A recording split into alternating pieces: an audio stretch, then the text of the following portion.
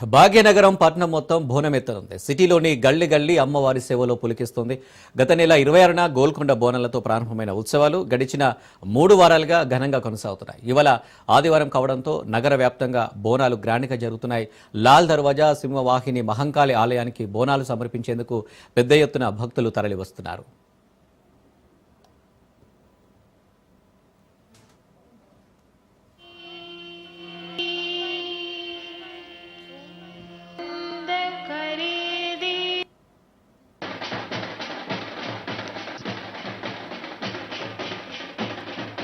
తెల్లవారుజామున అమ్మవారికి బలిహారణం అభిషేకం అనంతరం భక్తులు బోనాలు సమర్పించారు.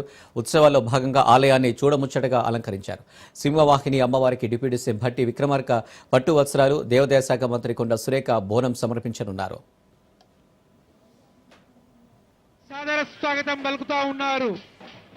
మేడం గారిని ముందు బోనం ఎక్కించిన తర్వాతనే ఇంటర్వ్యూస్ తీసుకోవాల్సిందిగా కోరుతా ఉన్నాం.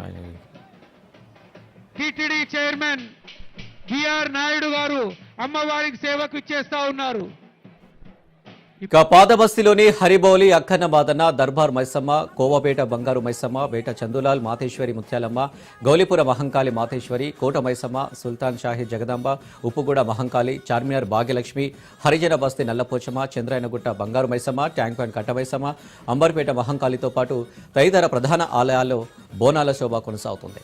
పలు ఆలయాల్లో అమ్మవార్లకు మంత్రులు పట్టు వస్త్రాలు సమర్పించనున్నారు. రేపు రంగం, బలిగంప కార్యక్రమాలతో పాటు ఉమ్మడి దేవాలయాల ఉత్సవాల కమిటీ ఆధ్వర్యంలో తొట్టెల, ఫలహార బండ్ల ఊరేగింపు ఘనంగా కొనసాగనుంది.